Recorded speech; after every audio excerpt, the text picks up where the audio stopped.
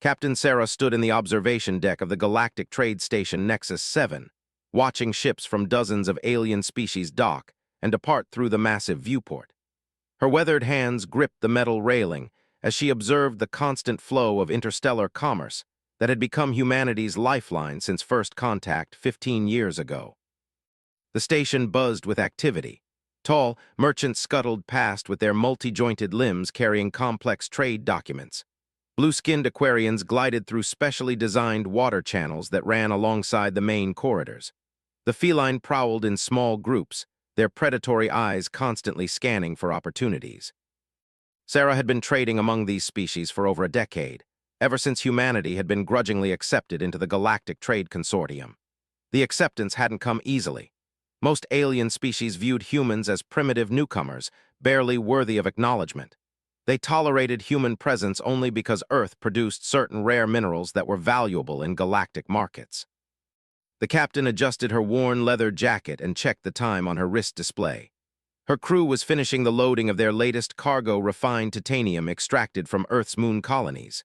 It wasn't glamorous work, but it kept her ship, the Wandering Star, operational and her crew fed. "Captain," came a voice from behind her. She turned to see Lieutenant, her second-in-command, approaching with a concerned expression on his face. "What is it?" Sarah asked, nodding the tension in his shoulders. "We've got a problem with the cargo inspection. The trade official is refusing to clear our shipment. Says there's some new regulation about human-processed materials requiring additional certification." Sarah's jaw tightened. This was the third time this month that human traders had faced sudden regulation changes that seemed designed to make their operations more difficult. The pattern was becoming obvious. They walked together through the station's main corridor toward the docking bay where the Wandering Star was berthed.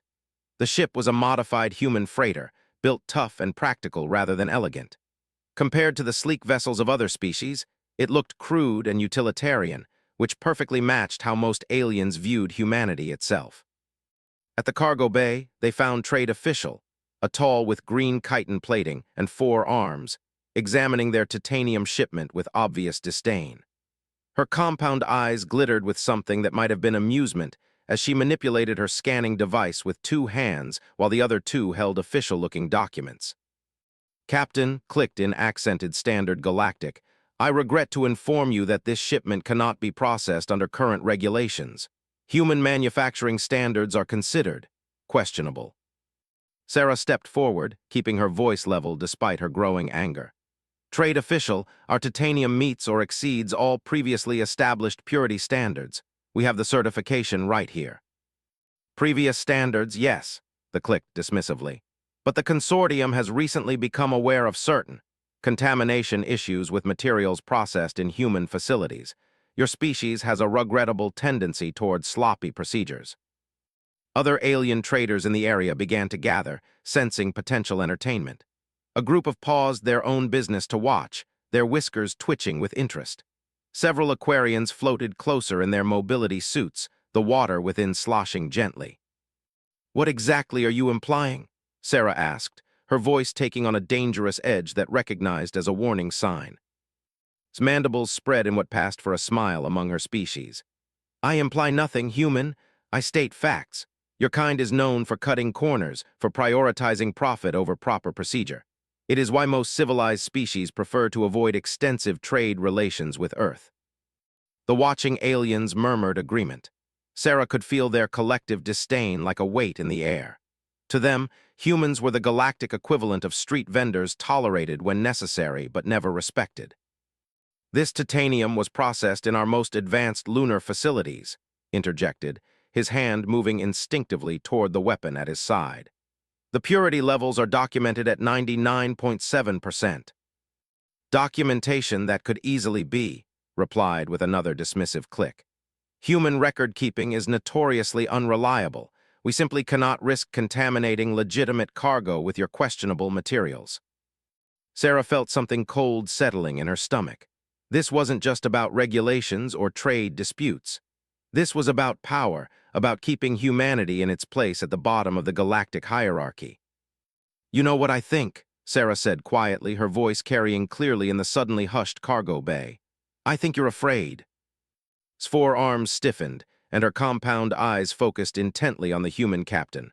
Afraid? Of what could a human possibly make me afraid? You're afraid because you know that we're not going away, Sarah continued, taking a step closer to the tall alien.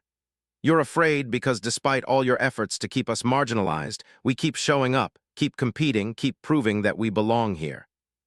The trade official's mandibles clicked rapidly, a sign of agitation in her species. Your arrogance is typical of your kind, human. You mistake tolerance for acceptance, permission for welcome. You are here at the sufferance of your betters. Our betters? Sarah laughed, but there was no humor in the sound. You mean the same betters who couldn't figure out faster-than-light communication until humans shared quantum entanglement principles. The same ones who still haven't solved the dark matter-energy problem that human physicists cracked 5 years ago. The gathered aliens shifted uncomfortably. These were accomplishments that the Galactic Consortium had grudgingly acknowledged but preferred not to discuss openly. His voice rose to an angry buzz. Isolated instances of luck. Your species stumbles upon solutions through blind trial and error, not through proper scientific method. Blind trial and error. Sarah's voice dropped to a whisper that somehow carried more menace than a shout. Is that what you call the human approach to problem-solving? She gestured toward her ship, toward the scars and modifications that marked it as a vessel that had seen action across the galaxy. This ship has traveled routes that your proper scientific methods declared impossible. We've survived in systems where your advanced sensors said life couldn't exist. We've made first contact with 17 species that your consortium couldn't even detect. Watched his captain with growing admiration and concern. He'd seen her in tough negotiations before, but never quite like this. There was something building in her voice, something that made the alien traders around them grow increasingly uncomfortable. You want to know what makes you afraid? Sarah continued, her eyes locked on his compound gaze. It's not that we're here, it's that we're learning. Every day we're getting better at your games, better at your technology, better at playing by your rules. And the really terrifying part, we're doing it while still being human. His chitin plates shifted color slightly, darkening with what Sarah recognized as anger or fear. You speak as if your species possesses some unique advantage. You are newcomers, primitives playing at civilization. Primitives? Sarah smiled, and there was something in that expression that made several aliens take an involuntary step backward. You know what primitives do when they're cornered, when they're threatened, when they're told they don't belong. The cargo bay had grown silent, except for the distant hum of the station's life support systems. Even the constant chatter of alien languages from the corridors seemed to have faded. They adapt, Sarah said softly. They survive. They learn from every challenge, every setback, every attempt to break them, and then they come back stronger. She took another step toward the trade official, her voice growing harder with each word. You think keeping us out of your exclusive trade routes will stop us? You think bureaucratic harassment will make us give up and go home? You think treating us like unwanted guests will convince us we don't belong here? His forearms trembled slightly, though whether from anger or something else was unclear. You should flee, human, she sneered, her voice filled with contempt. Your kind has no place among civilized species. You are violent, unpredictable, dangerous. The galaxy would be better served if your species remained quarantined to your own system. The words hung in the air like a challenge. Sarah could feel the attention of every alien in the cargo bay focused on her, waiting to see how she would respond to such a direct insult. Instead of anger, Sarah felt a strange calm descend over her. She'd been trading among these species for years, always playing by their rules, always trying to prove that humans deserved a place at their table.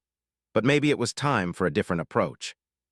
You want to know what's really dangerous about humans? Sarah asked, her voice so quiet that everyone strained to hear it. It's not our violence, though we're quite good at that when necessary. It's not our unpredictability, though that has its uses too. She paused, letting the silence stretch until it became uncomfortable. It's our memory, she said finally. We remember everything, every slight, every betrayal, every time someone told us we couldn't do something. And we remember everyone who helped us along the way, too. Sarah reached into her jacket and pulled out a small data pad, activating its holographic display. Information began scrolling across the projection: shipping routes, trade agreements, financial records.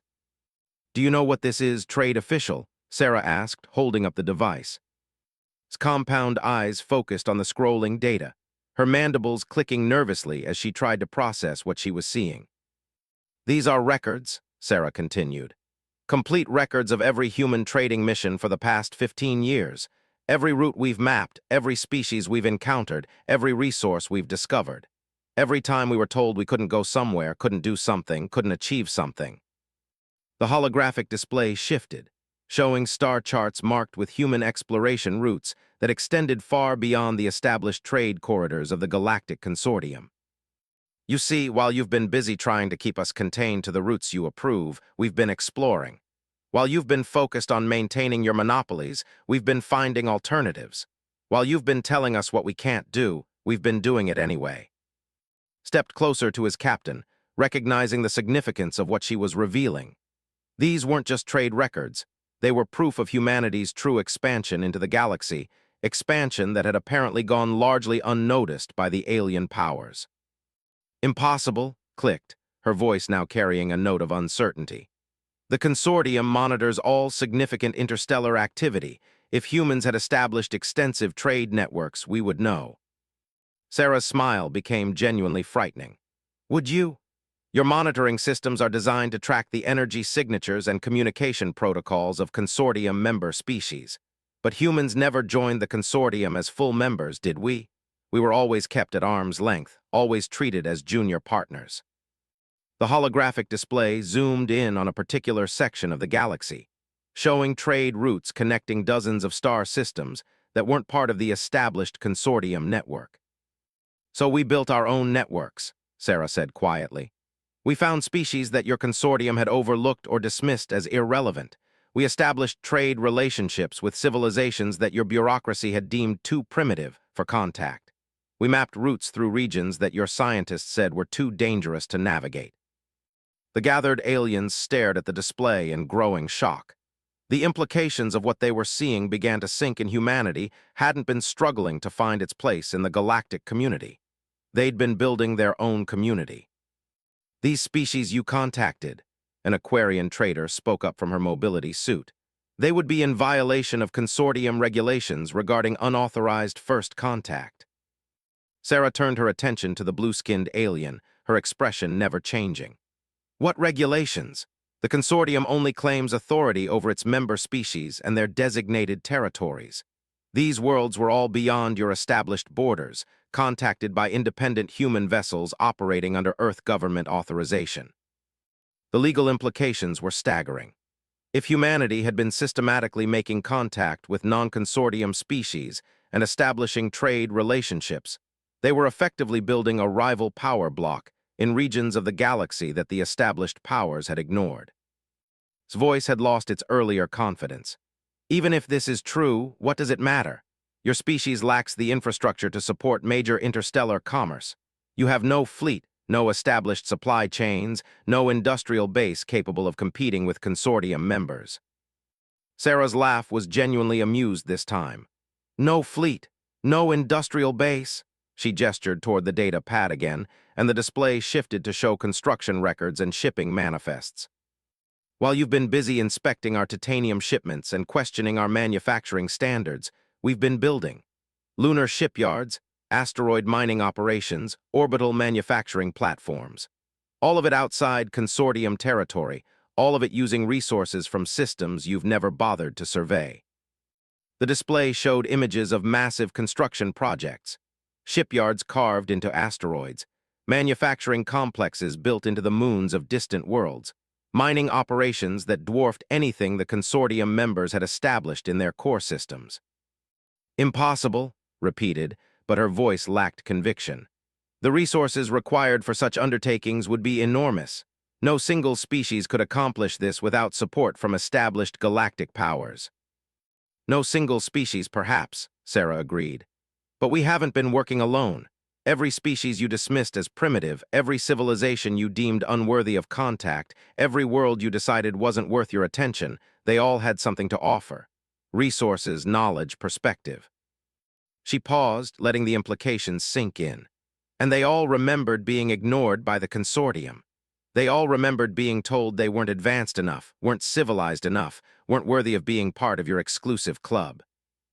The holographic display shifted again, showing a complex network of alliances and trade agreements between humanity and dozens of species that weren't part of the galactic consortium. The scope of it was breathtaking, a shadow economy that had been growing parallel to the established galactic order. "This is what you're really afraid of," Sarah said, her voice cutting through the stunned silence in the cargo bay. "Not that humans are violent or unpredictable. You're afraid that we've proven your entire system is optional."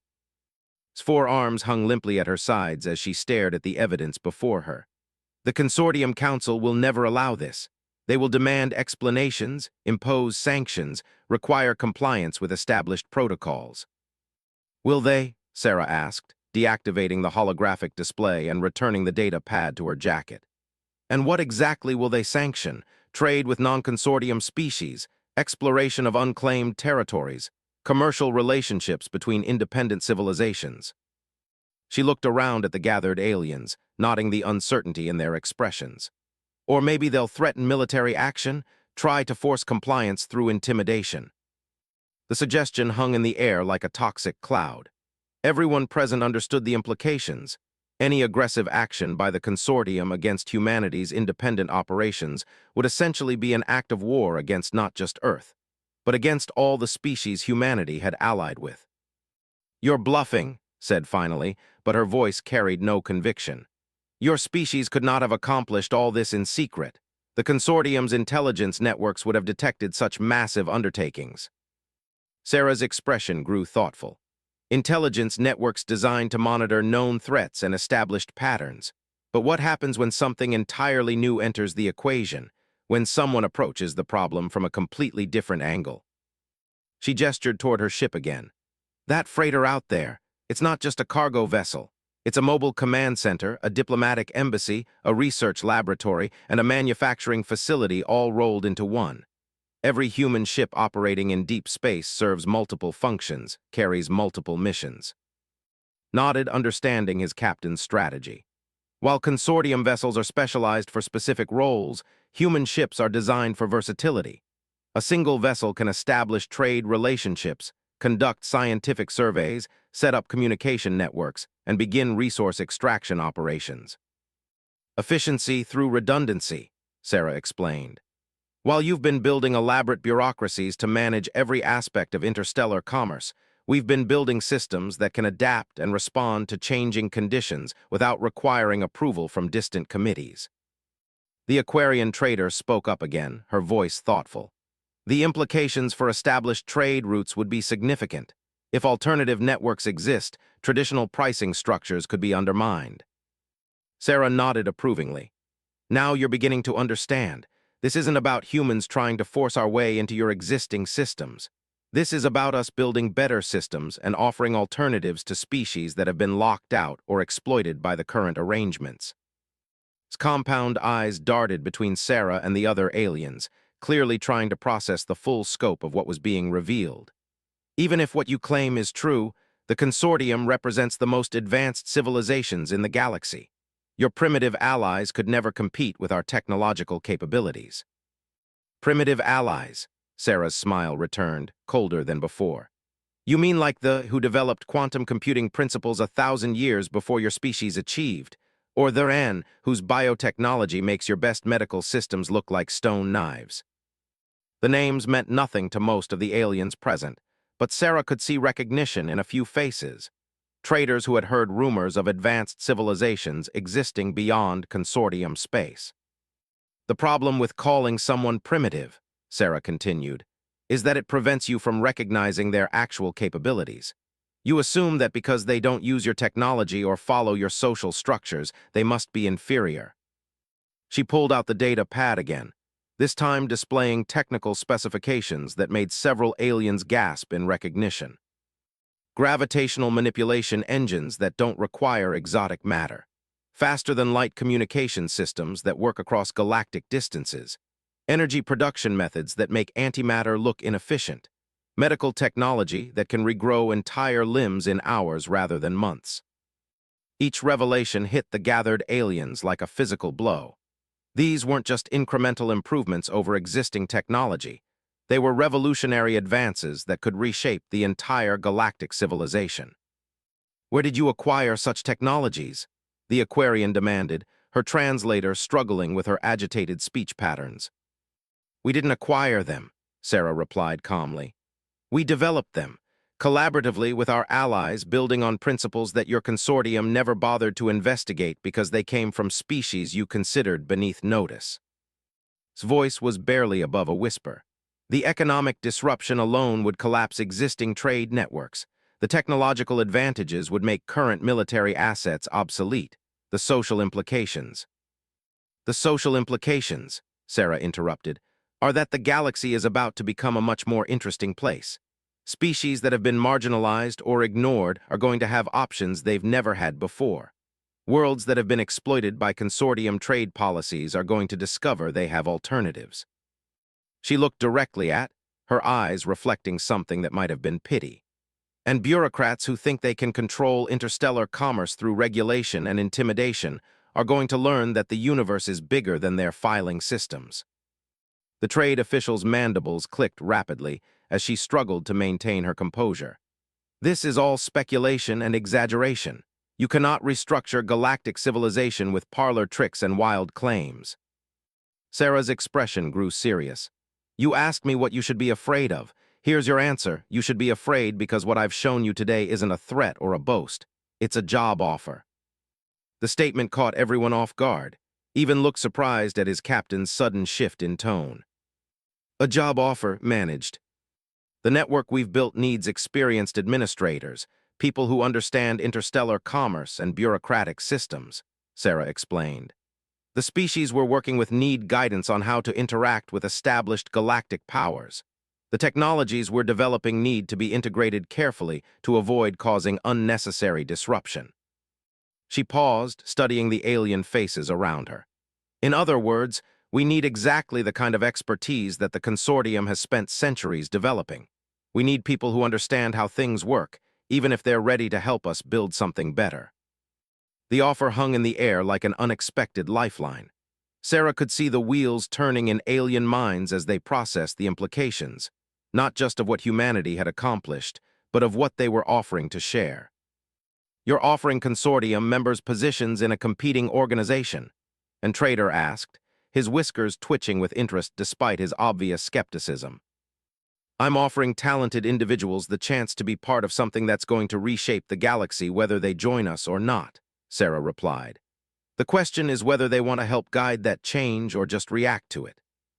Straightened to her full height, her compound eyes reflecting the lights of the cargo bay. "And if we refuse? If we report this conversation to the Consortium Council and recommend immediate action against human operations?" Sarah's smile became genuinely warm for the first time during the entire encounter. "Then you'll be filing reports about something that's already happened while we're busy building tomorrow. But somehow, I don't think that's really what you want to do." She gestured toward the data pad still displaying the technological specifications.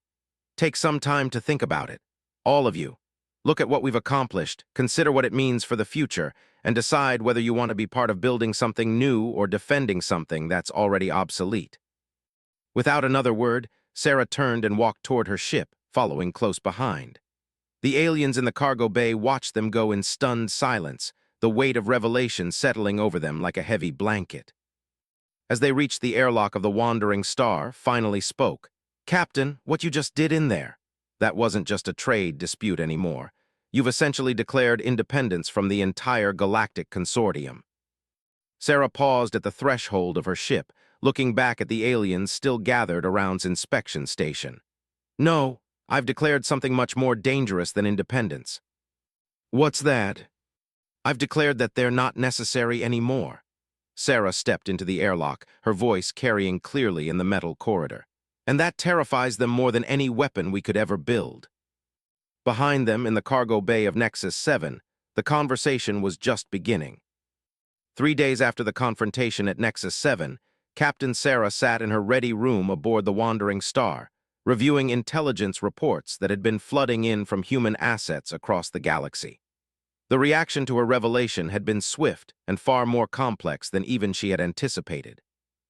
Entered without knocking, his expression grim. Captain, we've got problems, multiple problems. Sarah looked up from her holographic displays, nodding the tension in her second-in-command's shoulders. How bad? The consortium has called an emergency session of the High Council. They're demanding immediate explanations for unauthorized human activities in unclaimed territories. Activated his own data pad, projecting additional information into the room. But that's not the worst part. Go on. Half the species we've been working with are panicking. They think we've compromised their operations by revealing too much too soon. The other half are demanding immediate protection from anticipated consortium retaliation. Rubbed his temples, a gesture Sarah recognized as his response to impossible situations. And our own people are split between those who think you're a genius and those who think you've just started an interstellar war. Sarah leaned back in her chair, studying the cascade of information flowing across her displays. Reports from dozens of star systems, emergency communications from allied species, intelligence assessments of consortium military movements, and diplomatic messages that ranged from curious to threatening. "What's the status of our major installations?" she asked. "All secure for now.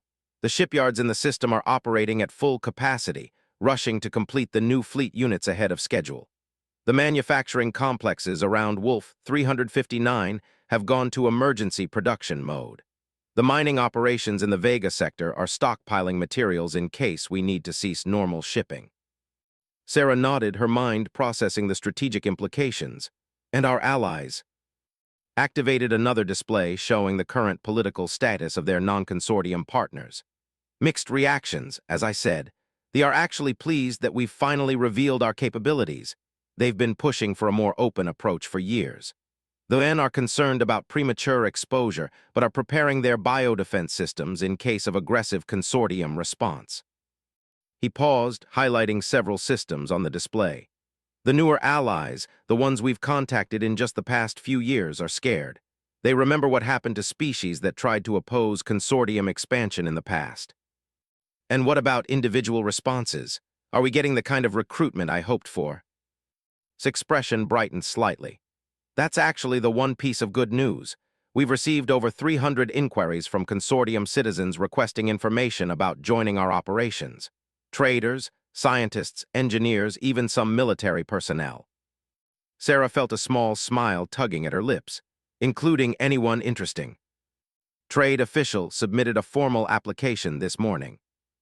The statement hung in the air for a moment before Sarah began laughing. It wasn't the reaction had expected. She what? Formal application for a consulting position in trade relations. Apparently, after we left, she spent 2 days analyzing everything you had shown her. Her application includes a detailed assessment of consortium trade vulnerabilities and a proposal for integrating established shipping networks with our alternative routes. Sarah shook her head in amazement. I'll be damned. I knew she was smarter than she was letting on, but I didn't expect that. There's more. Her application was accompanied by similar requests from 12 other consortium trade officials who were present during your presentation. And get this, they've been quietly sharing information about our operations through their own networks. We're getting applications from officials on stations we've never even visited. The implications were staggering. If consortium personnel were voluntarily spreading information about human capabilities and actively seeking to join their operations, it suggested a level of dissatisfaction with the established order that Sarah hadn't fully anticipated. What about official consortium response? She asked. His expression grew serious again. That's where it gets complicated. The High Council is demanding explanations, but they're not taking any immediate military action. Our intelligence suggests they're paralyzed by uncertainty about the scope of our operations and capabilities. He activated a new display showing consortium military deployments.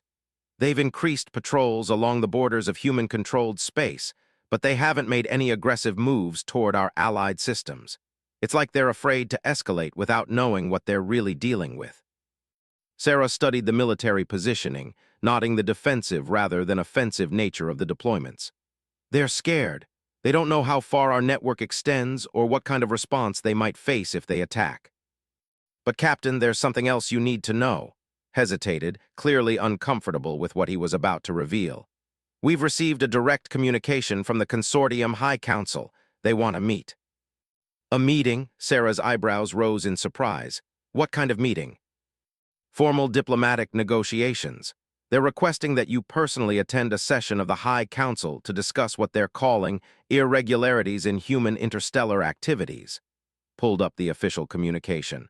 They're offering safe passage and diplomatic immunity. Sarah read through the formal invitation, nodding the carefully neutral language that barely concealed the urgency behind it. They want to negotiate because they don't know if they can win a confrontation. That's our assessment too. But Captain, attending such a meeting would be incredibly dangerous. Even with diplomatic immunity, you'd be walking into the heart of consortium power with no backup and no protection beyond their word.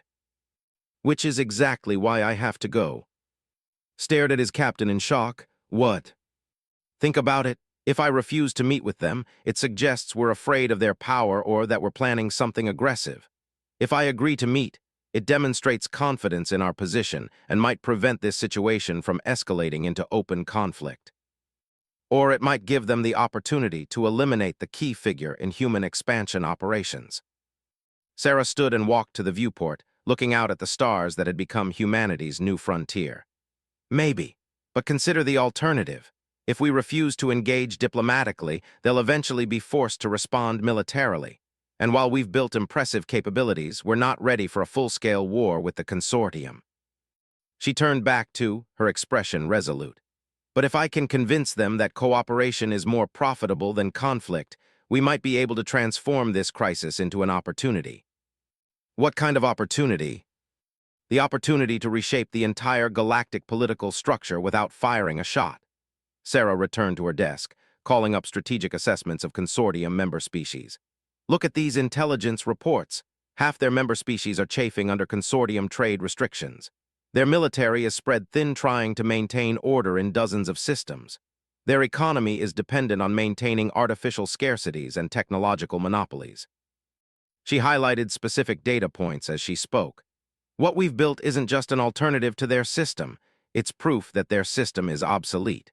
If we can demonstrate that cooperation and open exchange produce better results than their control-based approach, we might convince them to reform rather than fight. Studied the data his captain was presenting, slowly beginning to understand her strategy.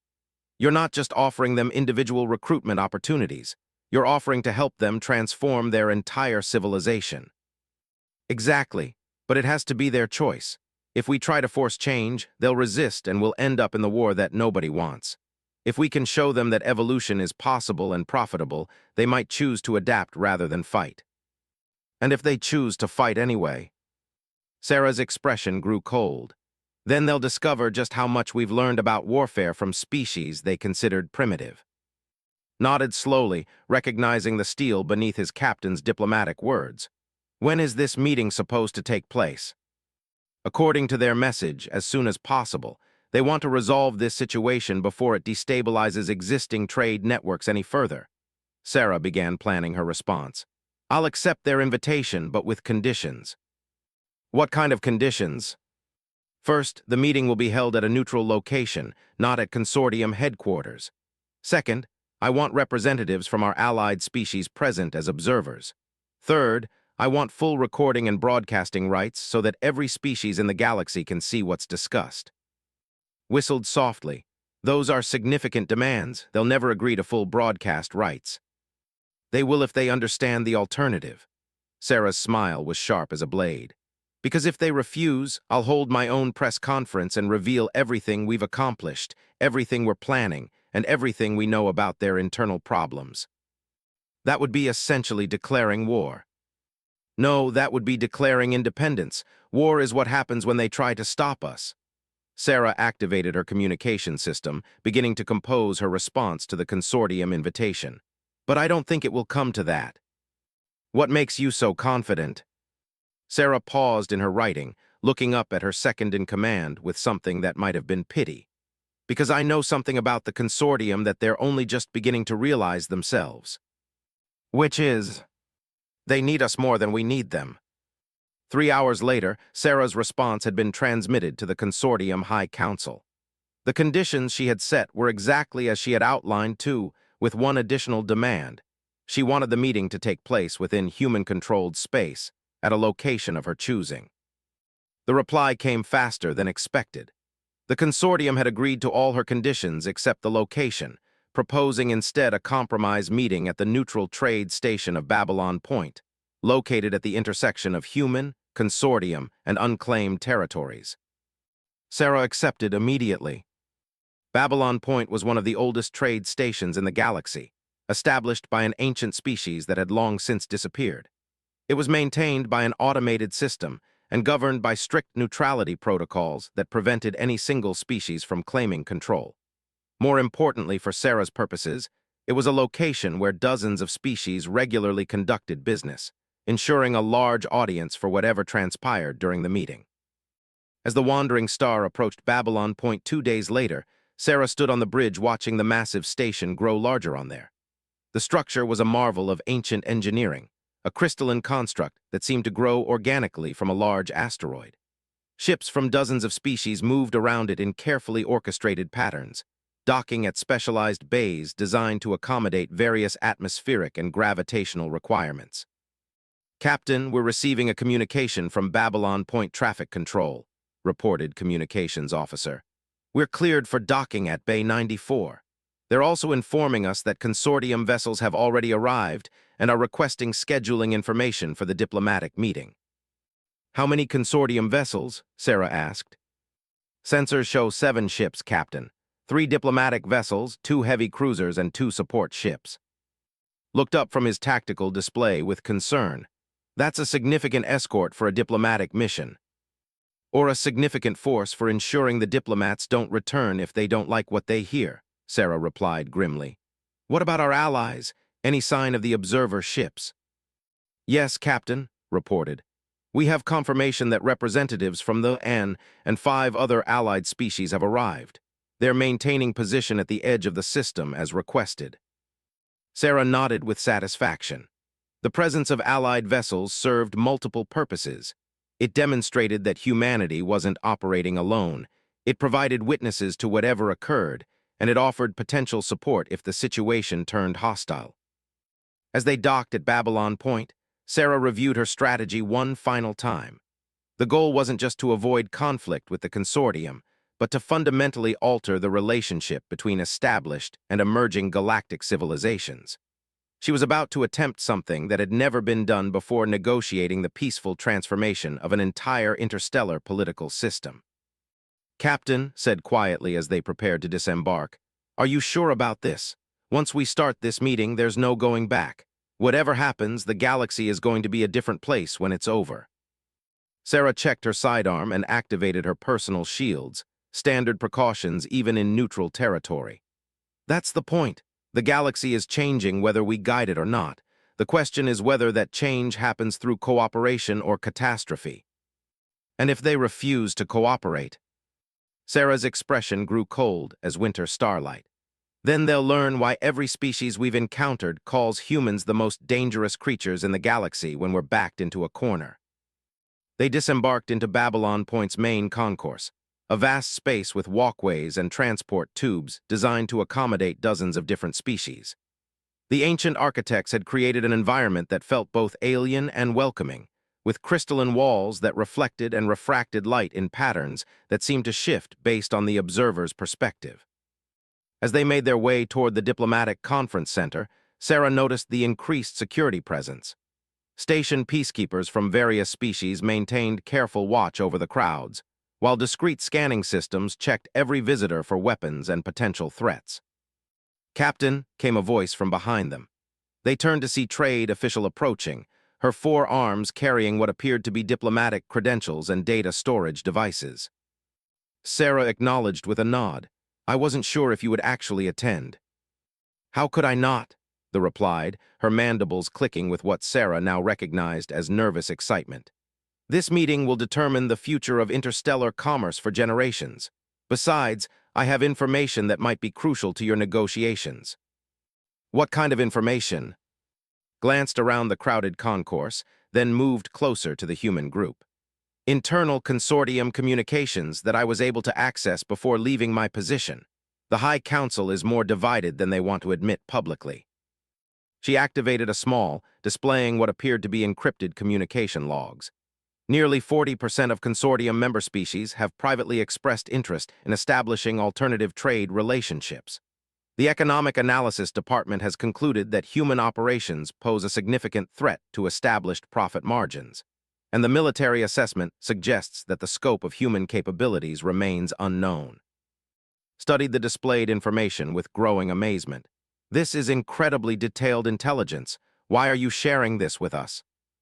Because, replied, I've spent my entire career watching the consortium maintain power through information control and artificial scarcity.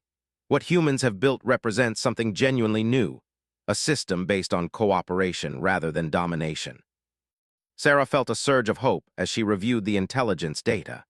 If was right, the consortium was approaching these negotiations from a position of uncertainty and internal division rather than strength and unity. There's more, continued. The High Council has prepared 3 different response scenarios depending on how these negotiations proceed.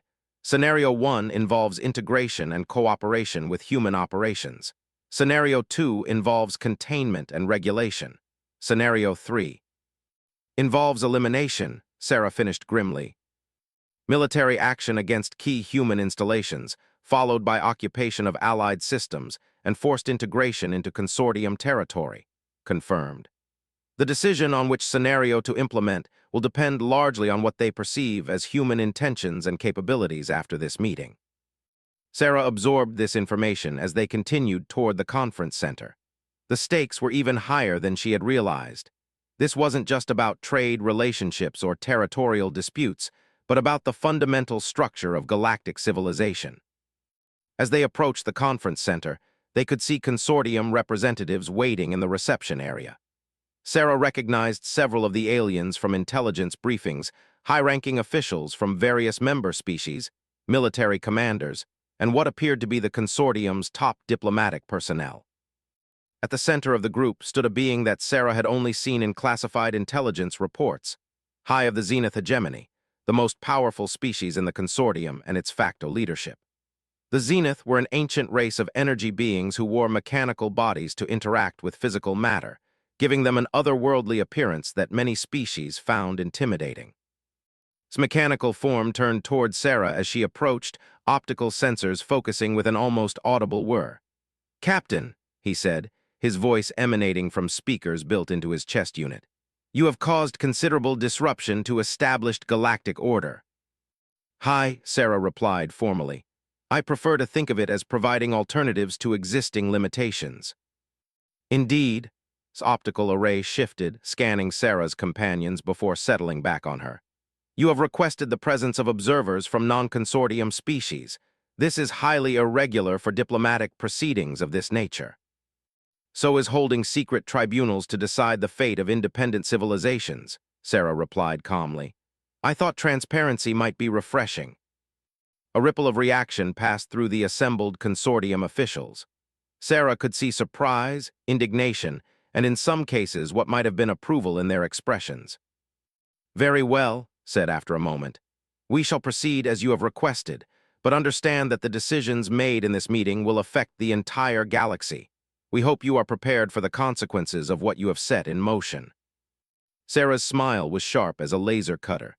"Hi, I've been preparing for those consequences my entire life. The question is whether you're prepared for what comes next." As they entered the conference chamber, Sarah could feel the weight of history settling around them. Whatever happened in the next few hours would determine not just the fate of human expansion into the galaxy, but the future relationship between established power and emerging innovation. The ancient walls of Babylon Point had witnessed countless negotiations over but none that would reshape the fundamental structure of galactic civilization. Sarah, the human captain who had started as a simple trader, was about to attempt something that would either transform the galaxy or tear it apart. The meeting that would determine the fate of interstellar civilization was about to begin. The conference chamber within Babylon Point was a masterpiece of ancient engineering, designed to accommodate representatives from dozens of species simultaneously. The crystalline walls seemed to pulse with their own inner light, while the floor was made of a material that adapted its surface tension and temperature to match the needs of whoever stood on it. Captain Sarah took her seat at the central negotiating table, flanked by Anne. Around the chamber's periphery, observers from various human-allied species maintained careful watch through both physical presence and advanced recording equipment that would broadcast the proceedings across their respective networks. High's mechanical form dominated the opposite side of the table, with representatives from 7 major consortium member species arranged in careful hierarchical order. The tension in the chamber was palpable, like the moment before a thunderstorm breaks. "This gathering," began, his synthesized voice carrying clearly throughout the chamber, "has been called to address what the Consortium Council considers unauthorized and potentially destabilizing activities by human forces in unclaimed galactic territories."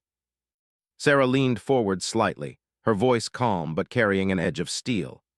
"I prefer to think of it as entrepreneurial expansion by an independent species exercising its sovereign rights to peaceful exploration and trade."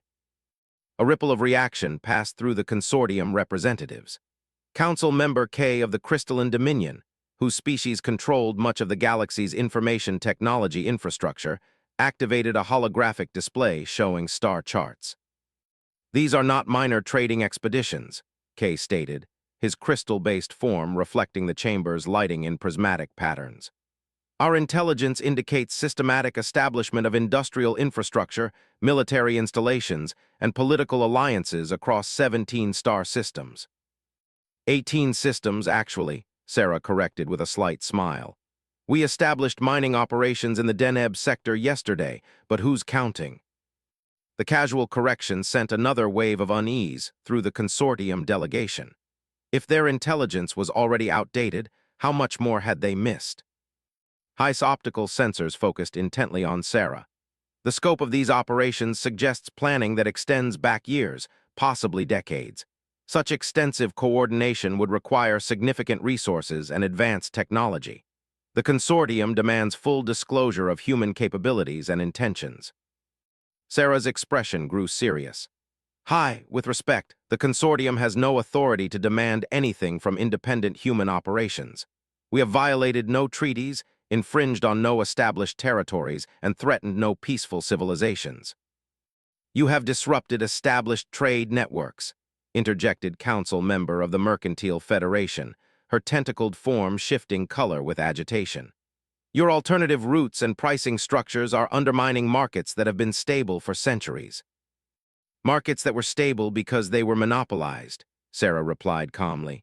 "When you offer better service at lower prices, of course established monopolies become unstable. That's called competition, and it generally benefits everyone except the monopolists." Activated his own display, showing economic data that made several consortium representatives lean forward in concern. "Our trade analysis indicates that species operating through human networks have seen an average increase in economic prosperity of 47% over the past 5 years. "Impossible," declared, her tentacles writhing with disbelief. "Such economic gains would require revolutionary improvements in efficiency or access to previously unknown resources." "Both, actually," Sarah said, activating another display that showed the technological specifications she had revealed at Nexus 7. "When you combine advanced technology with open cooperation instead of restrictive bureaucracy, remarkable things become possible." The display showed detailed information about the innovations that had emerged from human-allied cooperation. Gravitational manipulation systems that reduced shipping costs by 60%, quantum communication networks that eliminated information lag across galactic distances, and manufacturing processes that could produce complex materials in days rather than months.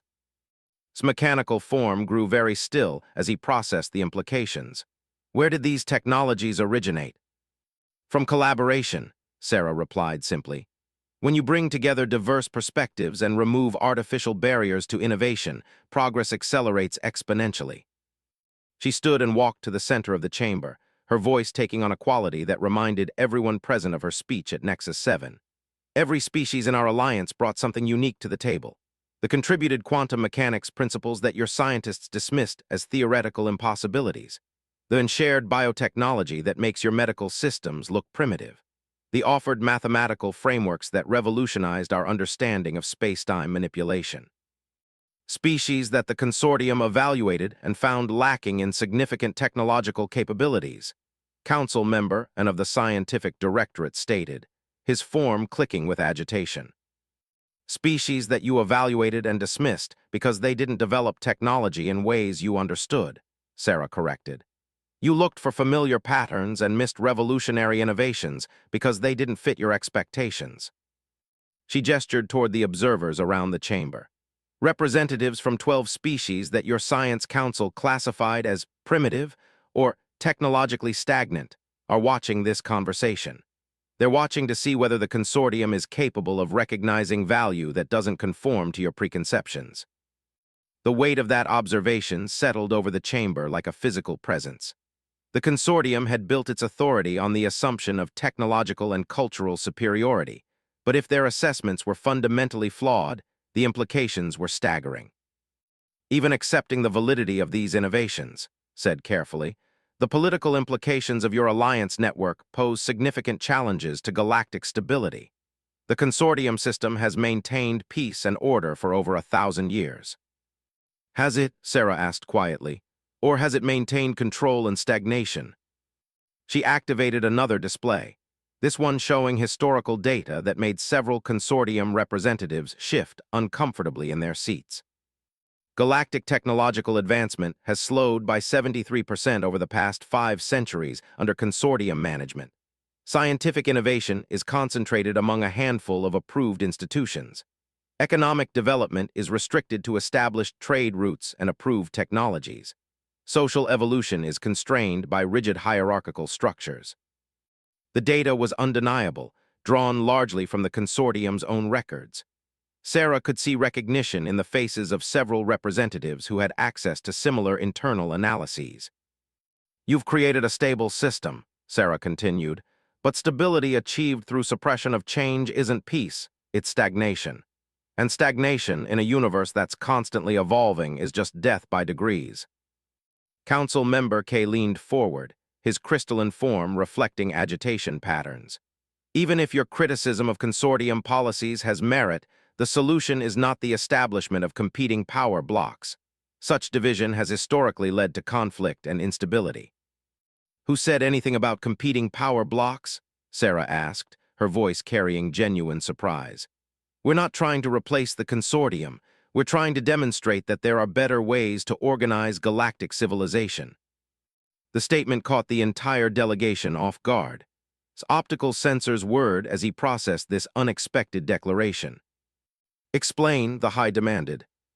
Sarah returned to her seat but remained standing, addressing the chamber with the confidence of someone who had spent years preparing for this moment. The consortium system is based on controlling trade routes, controlling technology development, controlling political relationships. It works, but it's inefficient and it stifles innovation.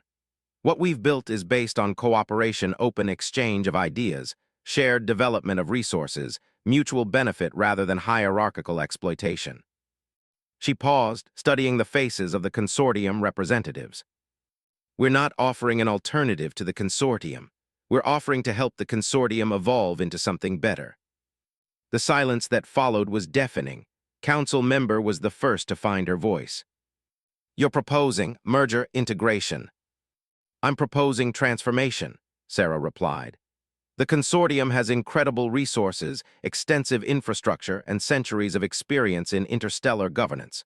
What you lack is the flexibility and innovation that comes from genuine cooperation rather than imposed hierarchy.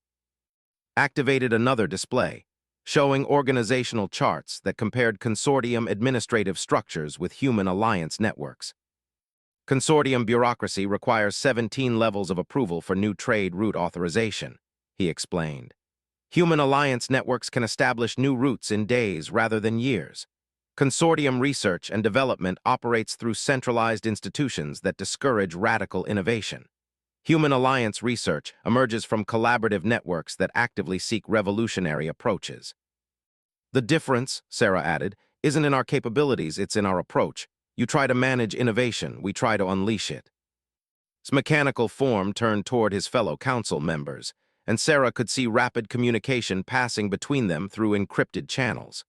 When he turned back, his voice carried a note of uncertainty that hadn't been there before. "What exactly are you proposing?" Sarah took a deep breath, knowing that her next words would determine whether this meeting ended in cooperation or catastrophe. "Joint administration," she said simply. "Consortium resources and infrastructure combined with human alliance innovation and flexibility. Shared governance structures that incorporate both established stability and adaptive responsiveness. Open technology exchange that accelerates development for all participating species." In other words, added, "we pool our strengths and cover each other's weaknesses." The proposal hung in the air like a challenge to everything the assembled representatives thought they understood about interstellar politics. Sarah could see minds racing, calculating implications and possibilities. The logistical challenges would be enormous, council member and protested. Integrating such fundamentally different organizational systems would require restructuring everything from trade regulations to military command structures. Yes, it would, Sarah agreed cheerfully. It would also create the most capable and innovative interstellar civilization in galactic history. Spoke for the first time since the meeting began, her mandibles clicking with excitement. The economic benefits alone would be extraordinary, eliminating bureaucratic inefficiencies while maintaining institutional stability, combining consortium manufacturing capacity with human innovation networks, opening established trade routes to new technologies and approaches. "And the risks?" asked pointedly. Sarah's expression grew serious. "The same risks we face if we continue on separate paths, potential conflict between competing systems, economic disruption as markets adapt to new realities, political instability as established power structures evolve." She leaned forward, her voice carrying absolute conviction. "The difference is whether we manage those changes cooperatively or let them happen through chaos and confrontation." "There is another option," Council Member Kay said quietly. "The consortium could simply restrict human access to established territories and maintain separation of spheres of influence." "Could you?" Sarah asked with a smile that made several representatives uncomfortable. "How would you enforce such restrictions? Military action against allied systems? Economic sanctions that would harm your own member species who want access to our innovations? Political pressure on civilizations that have discovered alternatives to consortium dependency?" The implications of attempted containment became clear as Sarah spoke. Any aggressive action by the consortium would essentially validate human claims about the oppressive nature of the established system, potentially driving more species into alliance with humanity. "Moreover," Sarah continued, "separation assumes that innovation and progress can be contained within arbitrary boundaries. Technology doesn't recognize political borders. Economic opportunities don't respect trade restrictions. Social evolution doesn't stop at territorial limits." She gestured toward the observers around the chamber. "The galaxy is changing whether we guide it cooperatively or try to control it separately. The only question is whether that change happens through partnership or conflict." Exchanged rapid communications with his council members again, their conversation too encrypted and fast for human technology to decode. When the exchange ended, the High's optical sensors focused on Sarah with what might have been newfound respect. "Assuming, purely hypothetically, that such integration were possible, what would you envision as the structure of this cooperative governance?" Sarah felt a surge of hope. The fact that was asking about structure rather than rejecting the proposal outright suggested genuine consideration. "A hybrid system," she replied. "Consortium administrative experience handling large-scale coordination and resource management, combined with human alliance networks managing innovation development and rapid response to changing conditions." Activated a new display showing proposed organizational structures. Existing consortium infrastructure would remain largely intact, but become more responsive to local needs and innovative opportunities. Human alliance networks would expand to provide coordination and communication services while maintaining their flexibility and adaptive capabilities. "Joint oversight committees with representatives from both systems," Sarah added. "Shared research and development initiatives, open technology exchange programs, cooperative military and security arrangements. Essentially, we become partners rather than competitors." And species that prefer the current system, council member asked. Continue operating within familiar structures while gaining access to enhanced opportunities, Sarah replied. Species that want to experiment with new approaches get support for innovation while maintaining connection to established stability. Everyone benefits from increased options rather than being forced into rigid compliance. The conversation continued for hours, covering everything from economic integration to military cooperation to the philosophical implications of radically different governance approaches. As the discussion progressed, Sarah could see attitudes shifting among the consortium representatives. What had begun as a confrontational interrogation had evolved into something approaching genuine negotiation. The observers from human-allied species maintained careful records while contributing occasional clarifications about their own experiences with cooperative governance. Finally, as the station's artificial day cycle began to dim, High called for a recess to allow the consortium delegation to deliberate privately. As the alien representatives to secure chambers, Sarah found herself alone with and in the vast conference chamber. "Do you think they'll accept?" asked quietly. "I think they're terrified," Sarah replied honestly. "Not of us, but of being left behind by changes they can't control." "And if they refuse?" Sarah looked around the chamber where so much history had been made, her voice carrying the weight of absolute certainty. "Then they'll discover that evolution doesn't ask permission from extinction." 3 hours later, the consortium delegation returned. Its mechanical form seemed different, somehow less rigid, more thoughtful. "Captain," he began formally, "the Consortium Council has reached a preliminary decision regarding your proposals." Sarah felt her heart rate increase despite her outward calm. "We are prepared to authorize a trial integration period," continued. 5 star systems will serve as testing grounds for cooperative governance structures. Selected trade routes will be open to joint administration. Limited technology exchange programs will be established. Sarah felt tense beside her. It wasn't everything they had hoped for, but it was far more than they had expected. "However," the High continued, "this trial will be subject to strict monitoring and evaluation. Any indication of destabilization or exploitation will result in immediate termination of cooperative arrangements." "And if the trial succeeds?" Sarah asked. Optical sensors focused on her with something that might have been the beginning of trust. "Then, we will consider broader integration proposals." Sarah stood, extending her hand toward the mechanical form of the High. "High, I believe we have the foundation for a new chapter in galactic history." Extended one of his mechanical appendages, the first time in recorded history that a consortium High had engaged in physical contact with a representative of a non-member species. "Indeed, Captain, though I suspect neither of our civilizations is truly prepared for the changes we are about to unleash." As the formal agreements were signed and broadcast across the galaxy, Sarah reflected on the journey that had brought them to this moment.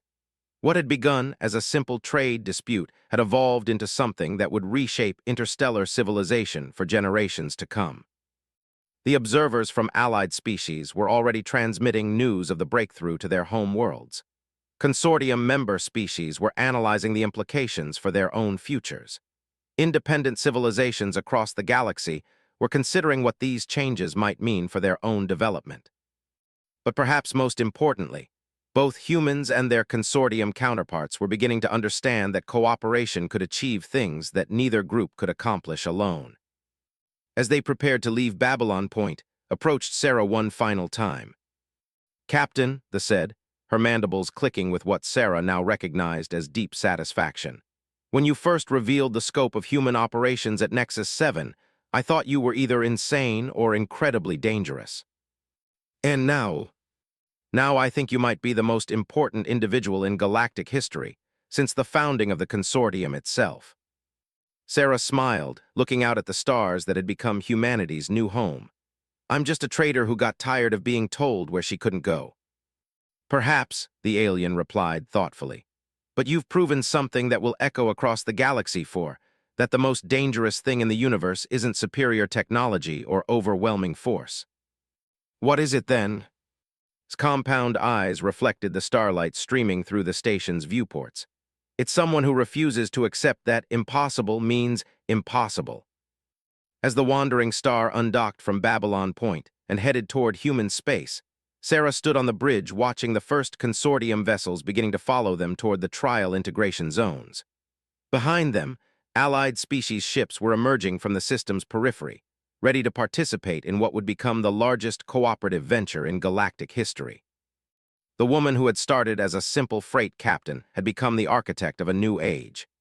The species that had been dismissed as primitive newcomers had proven that innovation could trump tradition, that cooperation could overcome competition, and that the future belonged to those who were willing to build it together. In the years that followed, historians would mark this moment as the end of the age of division and the beginning of the era of integration. Technologies would advance at unprecedented rates. New worlds would be settled through cooperative ventures that combined the resources of dozens of species.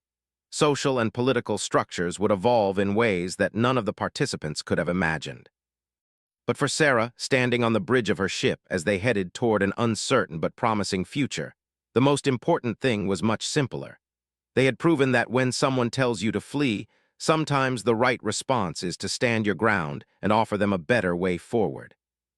The galaxy would never be the same, and for the first time in centuries, that was exactly what it needed.